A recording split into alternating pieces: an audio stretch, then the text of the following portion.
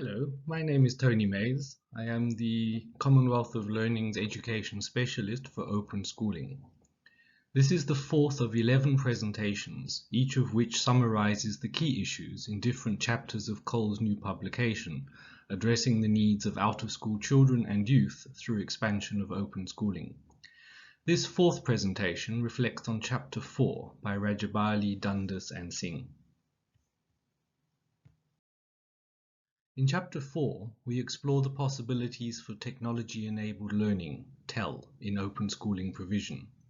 The discussion in this chapter is organized around 5 key questions. What is TEL? What are the trends in TEL? What are the challenges for TEL in open schooling? How can the challenges be overcome? And what are the implications for future provision? So let us start with the first question, which explores the context in which we work.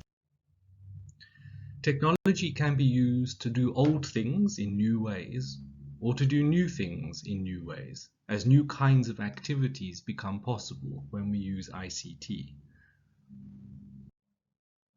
Educational technology is constantly evolving. We need to choose appropriate technology for the content and context, and then use that technology in appropriate ways. Often we use several forms of technology at the same time. This brings us to our second question. What are the uses or benefits, or how can we use TEL? More and more we are moving towards flipped classroom approaches, where engagement with content happens outside the class, while the time spent inside the class is used for practice and collaborative problem solving, etc. COVID-19 has forced us to reduce the number of teachers and learners on campus at any one time. So more and more schools, more and more mainstream schools I should say, have begun to use flipped classroom approaches like this. As discussed in Chapter 3, open educational resources, or OER, are increasingly used both to replace traditional textbooks, but also as collaborative co-creation activities.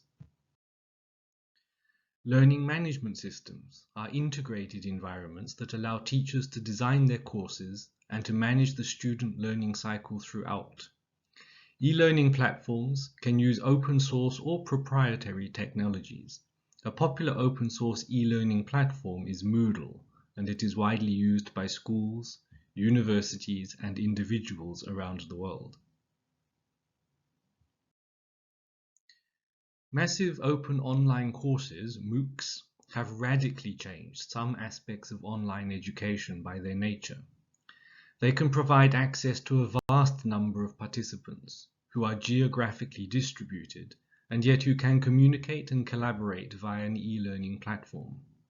I managed a MOOC last year, for example, which reached 8,700 teachers in 60 countries.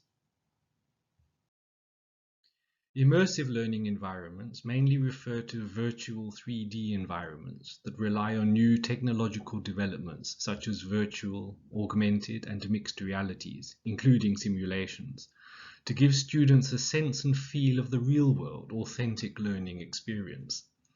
The technology is continuously improving, and VR and AR devices are getting smaller and cheaper, thus making them more accessible both to schools and to the public. Despite the potential of TEL, technology-enabled learning, to enrich learning experiences, there are still some major challenges.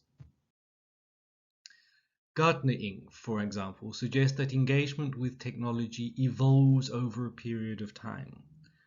It begins with a great deal of excitement, and then people realize that maybe they had unrealistic expectations, and so the excitement goes down. And then they experiment a little bit more, or at least some people experiment a little bit more, and they begin to adopt some of the technologies into their everyday practices. And so we end up somewhere between our high expectations at the beginning and our lower expectations early on in the process, to a point where we begin to adopt the technology as part of our everyday practice. Another common model for TEL integration is TAM, the Technology Acceptance Model. Both models indicate that engagement with technology-enabled learning, TEL, involves a process over a period of time. The Khan Academy is a great free example of how technology can be used to enable and support learning. And we strongly advise you to visit the Khan Academy and experiment with some of the content that is there. However, creating such resources requires teachers to embrace the technology, and it also requires affordable access to devices, internet, and support. The digital divide became even more apparent during the COVID-19 school closures. Children from richer families could continue to learn remotely, but children from poorer families could not, and many suffered further from no longer having access to a free school meal each day, for example. So how can we make access to TEL possible for all? Clearly, we need a concerted and collaborative effort to provide free, or at least affordable, access to devices, the internet, training, and support. Cost savings on reduced purchase of proprietary print materials, their storage and their dissemination can help. But we probably need our governments to engage with internet service providers to drive down data and device costs. Continuous professional development and support for technology-enabled learning should be provided for teachers. The TPACK model provides a very useful framework.